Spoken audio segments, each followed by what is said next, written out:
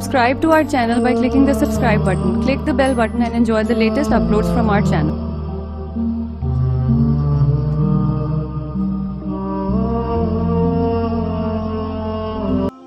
तुम क्यों नहीं समझते कि तुम्हारा ताल्लुक दो जहानों के मालिक से है। तुम उससे मांग रहे हो जिसने तुम्हें बनाया है। तो ऐसा कैसे हो सकता है कि वो तुम्हारी दुआ कबूल ना करे। दुआएं कबूल होती हैं और तुम्हारी दुआ भी कबूल हो जाएगी वक्त आने पर। जब अल्लाह किसी को पसंद करता है तो उसे खूब आजमाता है।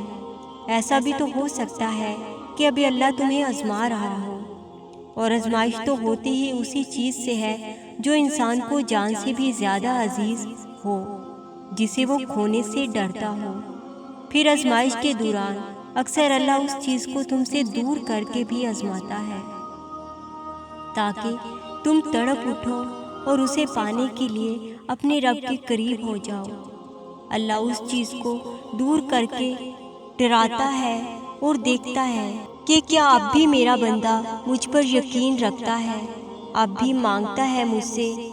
जब हर उम्मीद ख़त्म हो गई है, हर दरवाज़ा बंद हो गया है, और फिर जिसके दिल में तड़प हुई तो सब्र वाला होता है। साहिब रूह अल मानी रहमतुल्लाह लिखते हैं कि फ़िरौन के पास कुछ लोग आए और कहा, बारिश नहीं हो रही है और दरियाए नील बंद है, आप जारी कर दीजिए, इसलिए कि आपको हमने माबूद बनाया है।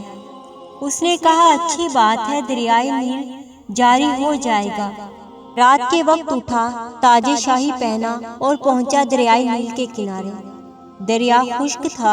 ताज जमीन पर रखा और मट्टी लेकर सर पर डाली और बड़ी आजिज़ी से कहा, ऐ तमाम जहानों के मालिक, ऐ रब्बुल आलमीन, मैं जानता हूँ कि तू ही मालिक है, तू ही सब कुछ है। मैंने एक दावा किया और वो भी गलत। आज तक तूने इस दावे को निभाया और जाहिर एतबार से मुझे वैसा ही रखा। मैं तुझसे दुआ करता हूँ कि आज भी मेरी बात रह जाए। खूब रोया, गिड़गिड़ा कर आजिज़ी और इंकसारी के साथ दुआ मांगी। अभी उसने दुआ से सर नहीं उठाया था कि उसे पानी की सरसराहट महसूस हुई। उसने देखा कि पानी का ज़बरदस्त रेला चला आ रहा है और दरियाए नील जारी हो गया। उसने अपना ताज उठाया, सर पर रखा और बड़े फख्र से महल पहुंच गया। जब अल्लाह ताला उस फ़िरौन की दुआ को कबूल कर सकता है जो खुदाई का दावेदार था, दुश्मन की दुआ को भी कबूल फरमा सकता है, तो अगर मोमिन गिड़गिड़ा कर यकीन के साथ हाथ उठाकर मांगेगा तो क्या अल्लाह ताला उसे महरूम कर देगा? क्या अल्लाह उसकी दुआ को नहीं सुनेगा? आज हमारा तो ये हाल है कि एक दिन दुआ मांगी, 2 दिन दुआ मांगी, 1 हफ्ता मांगी, फिर मायूस हो जाते हैं कि खुदा हमारी सुनता ही नहीं। हज़रत याकूब अलैहिस्सलाम ने 40 बरस तक दुआ मांगी तो कहीं जाकर दुआ कबूल हो गई, और आज 40 दिन भी हम नहीं मांगते और मायूस हो जाते हैं।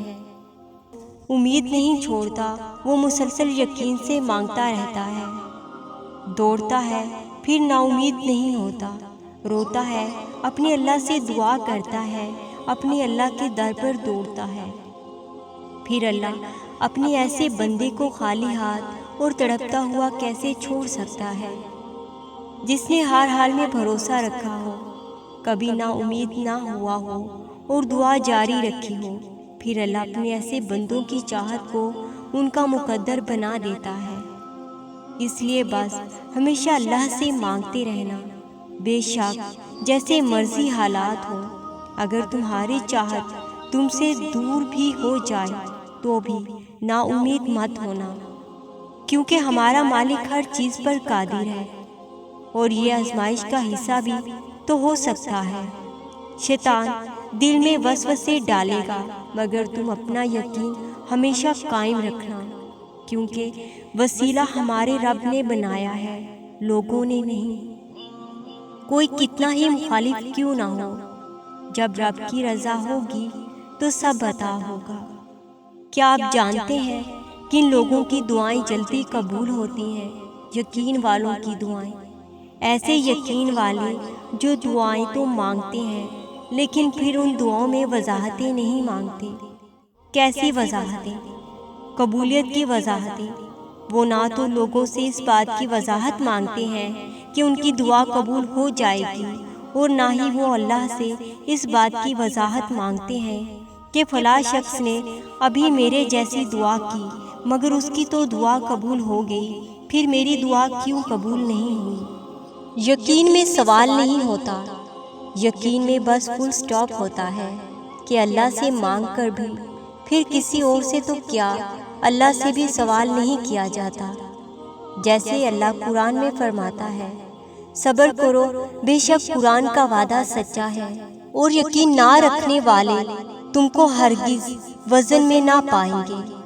اب اس آیت میں اللہ نے آپ کو صبر کی تلقین کیوں کی ہے؟ کیونکہ تلقین یقین رکھنے والوں کی راہ بے یقین لوگوں سے زیادہ کٹن ہوتی ہے۔ جب آپ یقین کا راستہ چنتے ہیں تو وہ راستہ ہر اس شے سے بھرا ہوتا ہے جو آپ کو گمراہ کر سکے۔ آپ کو چاروں طرف سے بے یقین لوگوں کے طنز کی اور آپ کا مذاق اڑانے کی آوازیں سنائی دیں گی۔ اس لیے اللہ نے آپ کو اس حالت میں صبر کرنے کا حکم دیا ہے، اور یہ کہا ہے کہ آپ نے بھی ان بے یقین لوگوں کی طرح نہیں ہو جانا جنہوں نے اپنی دعاؤں میں ذرا سی دیر پر اللہ سے رابطہ توڑ دیا۔ آپ نے ان کی آواز کو خود پر اتنا حاوی نہیں ہونے دینا کہ آپ کی آواز ان کی آوازوں کے نیچے دب جائے۔ ان لوگوں کے تانوں پر اتنے کان نہیں دھرنے آپ نے کہ آپ اللہ کی آواز سن نہ پائیں۔ اتنی ہمت نہیں دینی لوگوں کی رائے کو کہ آپ کے حوصلے پست ہو جائیں۔ آپ نے خود کو ایسے لوگوں کے سامنے اتنا مضبوط رکھنا ہے کہ یہ آپ کے کسی خوف سے آپ کو ڈرا نہ سکیں اور نہ کسی وسوسے سے آپ کو بہکا سکیں۔ آپ نے بھاری بھرکم بن جانا ہے تاکہ یہ بے یقین لوگ آپ کو آپ کے یقین میں ہلکا نہ پائیں۔ آپ کو اتنا پختہ یقین رکھنا ہے اللہ پر کہ ایسے لوگ آپ کے یقین کو دیکھ کر ہی ہار مان جائیں۔ دعاؤں میں سارا کھیل یقین کا ہے، جسے اللہ فرماتا ہے، اور زمین میں نشانیاں ہیں یقین کرنے والوں کے لیے، اور خود تمہارے اندر بھی کیا تم دیکھتے نہیں؟ ہم چھپی ہوئی نشانیوں کو ڈھونڈتے رہتے ہیں اور کھلی نشانیوں کو دیکھتے ہی نہیں۔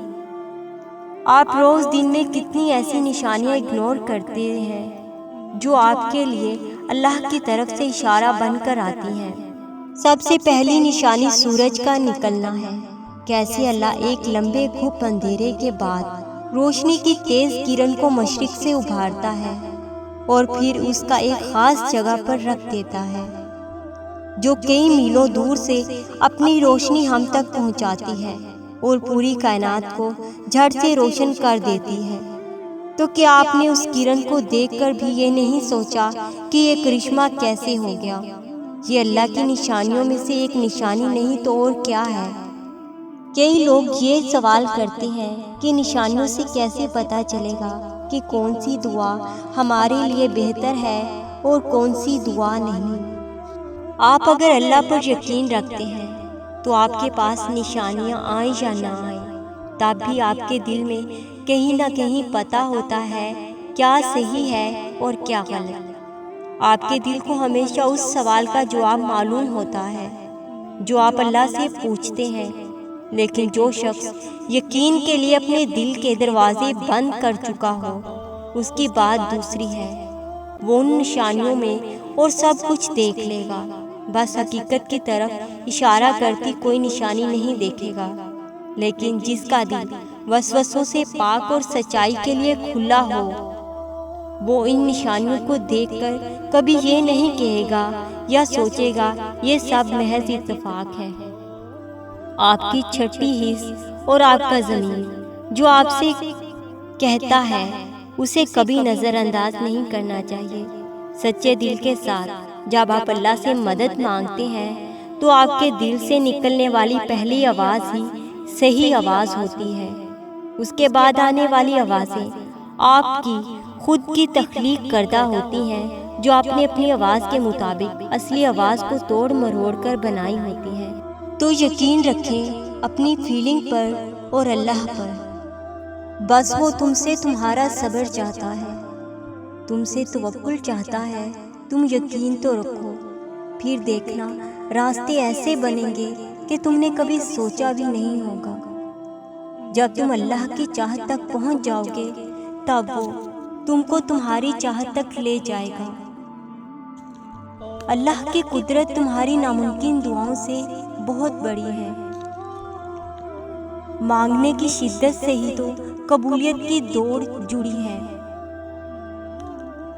کتنی انتظار کے بعد اللہ نے حضرت یعقوب علیہ السلام کو حضرت یوسف علیہ السلام سے ملوایا۔ ارے اللہ کو تو پسند ہے کہ تم اس سے مانگو، اسے ناپسند ہے کہ تم اس سے مانگتے نہیں ہو۔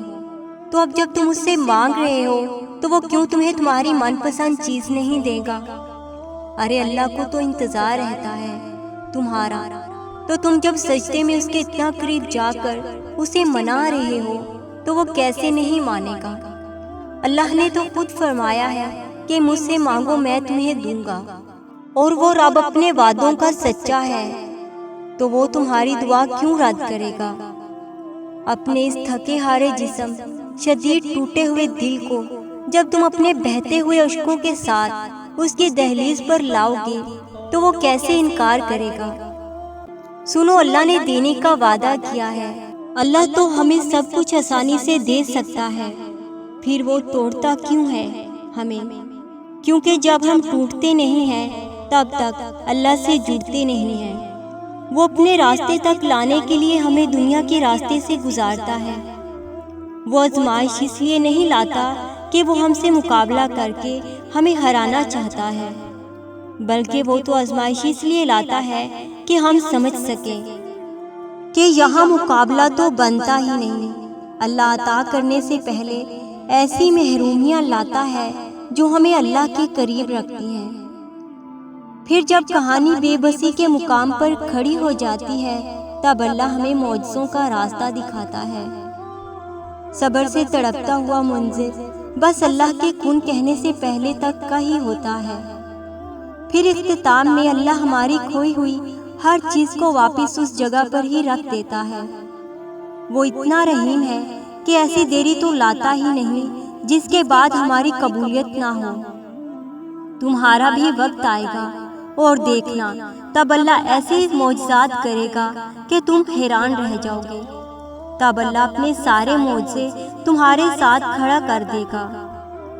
ہر صبح ایک نئی امید لے کر آتی ہے کہ اللہ ہے، وہ سب ٹھیک کر دے گا۔ اپنی زندگی کو کامیاب بنانے کے لیے دعا کا راستہ اختیار کرنا ایک دانشمندانہ کام ہے، اور ایک کامیاب زندگی کے لیے سب سے بڑی کنجی ہے، اور اس دنیا کی سب سے بڑی طاقت ہے۔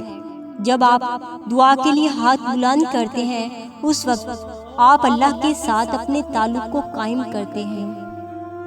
دعا ہر شے کو تبدیل کر دیتی ہے۔ جب آپ دعا میں چند لمحے وقف کرتے ہیں، اس وقت آپ کے جسم و دماغ میں نمایاں تبدیلیاں رونما ہوتی ہیں، جس سے آپ کے اعضاء مضبوط ہوتے ہیں۔ اللہ آپ کی دعاؤں کے مطابق آپ کی بھلائی فرماتا ہے۔ اپنی زندگی میں خوشی، سکون، عقل اور خوشحالی کے اصول کو ممکن بنانے کے لیے روحانی جسمانی قوت میں اضافے کی دعا کیجیے، دوسروں کی بھلائی کی دعا کیجیے۔ اپنی دعاؤں کے ذریعے نفرت مت پھیلائیے۔ ایسی دعا قبول تو نہیں ہوتی، لیکن اس کا عذاب زیادہ ہوتا ہے، اور انسان اپنا برا خود کر لیتا ہے۔ دعا تو عفو درگزر کا دوسرا نام ہے۔ ہمیشہ اپنے ہاتھ اس کی بارگاہ میں بلند کر کے دوسروں کی بھلائی کی دعا کیجیے۔ جب آپ دعا کرتے ہیں اس وقت سکون اور اطمینان کا مظاہرہ کریں۔ آپ کو زیادہ پریشان رہنے کی ضرورت نہیں، ورنہ اس کا اثر آپ کی شخصیت پر بھی پڑے گا۔ دعا ایک عظیم نعمت اور انمول تحفہ ہے۔ دعا سے اللہ تعالیٰ کے غصے کی آگ مدھم پڑ جاتی ہے۔ دعا سے بڑھ کر اللہ تعالیٰ کے یہاں کوئی چیز باعزت نہیں۔ دعا آفت و مصیبت کی روک تھام کا مضبوط وسیلہ ہے۔ دعا مومن کا ہتھیار ہے۔ حضرت ابو ہریرہ رضی اللہ تعالیٰ عنہ فرماتے ہیں کہ آپ صلی اللہ علیہ وآلہ وسلم کو جب بھی کوئی خاص کام پیش آتا تو آپ صلی اللہ علیہ وآلہ وسلم آسمان کی طرف سر اٹھاتے اور دعا کرتے، اللہ پاک عظیم ہے، اور جب وہ دعا میں آہ افزاری فرماتے تو ارشاد فرماتے، یا حیو یا قیوم، اے وہ ذات جو سدا زندہ ہے، اے وہ ذات جو پوری کائنات کو سنبھالے ہوئے ہے۔ لہٰذا ہمیں بھی چاہیے کہ جب اپنی مرادیں پوری کروانے کے لیے اپنے رب کے حضور دعا کے لیے ہاتھ اٹھائیں تو یا حیو یا قیوم کے کلمات کے ذریعے اپنے رب کو پکاریں اور اس سے فریاد کریں۔ انشاءاللہ تعالی یہ کلمات ہماری دعاؤں کی قبولیت میں معاون ثابت ہوں گے۔ اللہ تعالی ہم سب کی جائز دعا کو قبول فرمائے۔